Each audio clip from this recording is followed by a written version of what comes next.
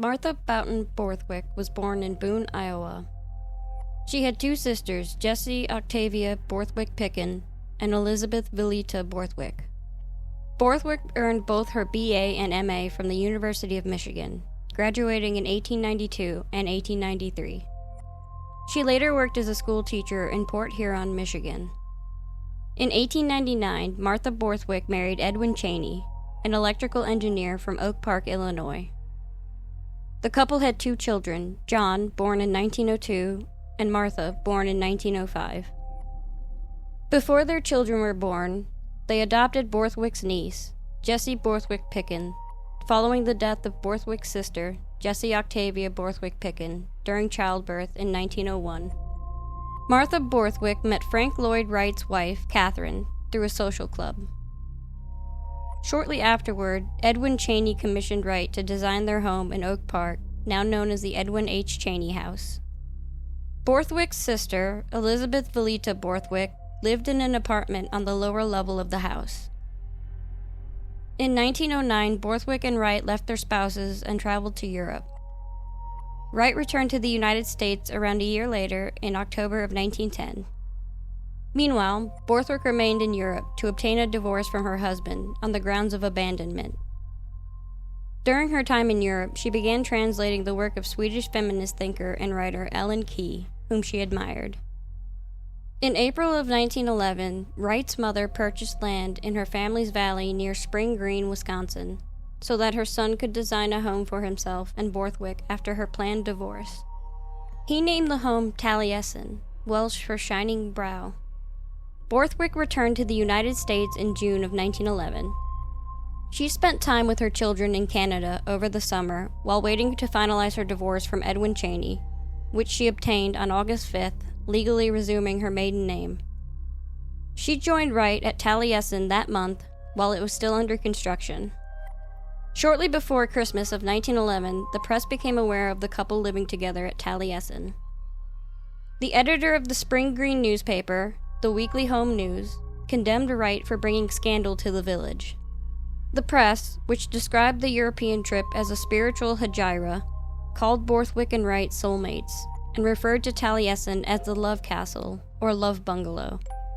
Chicago newspapers criticized Wright, suggesting he would soon be arrested for immorality, despite the local sheriff's statement that he had no proof of wrongdoing. Most of their friends and acquaintances found their open relationship scandalous, especially since Catherine had refused to agree to a divorce.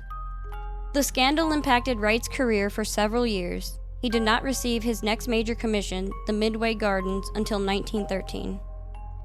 On August 15, 1914, Julian Carleton, a male servant from Barbados who had been hired several months earlier, set fire to the living quarters of Taliesin and murdered 7 people with an axe as they fled the burning structure. Carleton had been recommended to Wright by John Vogelson Jr., the caterer for the Midway Gardens project. Carleton and his wife Gertrude had previously worked in the house of Vogelsong's parents in Chicago. Initially a cheerful presence on the estate, Carleton grew increasingly paranoid, staying up late at night with a butcher's knife, watching out the window. This behavior was noticed by Wright and Borthwick, who placed an ad in a local newspaper for a replacement cook.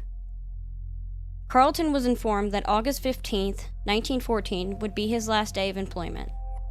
Before leaving, Carleton plotted to kill the residents and workers at Taliesin, targeting draftsman Emile Braudel, who insulted him on August 12th and had a minor physical altercation with him 2 days later. Carleton planned the attack for the noon hour, when Borthwick, her visiting children, and the studio personnel would be on the opposite side of Taliesin's living quarters awaiting lunch. Wright was in Chicago completing Midway Gardens, while Borthwick was at home with her two children, 11-year-old John and 8-year-old Martha. The sequence of events has been reconstructed based on details from the two survivors, William Weston and Herbert Fritz, and evidence found at the scene. On August 15th, Carleton grabbed a shingling hatchet and began his attack. He is believed to have started with Borthwick and her children, who were waiting on the porch off the living room.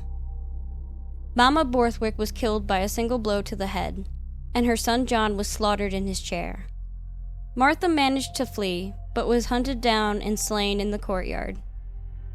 Carlton then coated the bodies in gasoline and set them on fire, igniting the house. Carlton then turned his attention to the 6 other diners.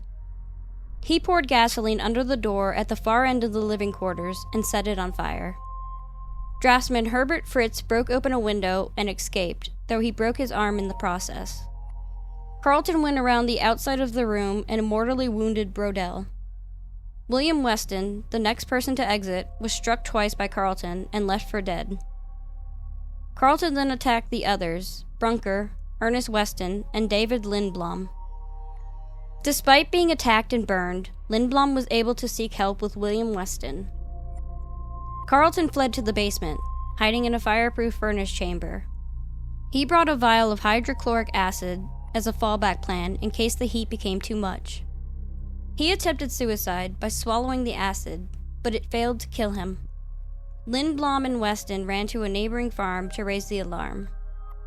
Weston returned to Taliesin and used a garden hose to help extinguish the flames, saving the studio, which contained many of Wright's drawings and manuscripts, as well as the agricultural part of the building.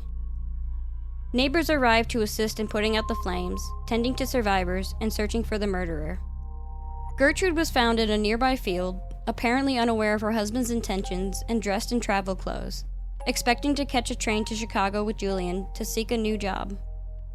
Later that afternoon, Sheriff John Williams located Carlton and arrested him. Carlton was transferred to the county jail in Dodgeville. Gertrude was released from police custody shortly after the incident and was sent to Chicago with $7, never to be heard from again. The hydrochloric acid failed to kill Carlton, but badly burned his esophagus, making it difficult for him to ingest food. Carlton was indicted on August 16th and charged with the murder of Emile Brodell, the only death directly witnessed by a survivor. Carlton entered a not guilty plea. 47 days after the fire, before the case could be heard, Carlton died of starvation in his cell. Thank you all so much for watching. If you enjoyed this video, please give it a thumbs up and hit the subscribe button to join our community. We upload every Monday and Thursday at 4 p.m. For more content like this, be sure to check out our other videos on the channel. You can also follow us on our other social media platforms for uploads and updates. Thanks again for watching, and we'll see you in the next video.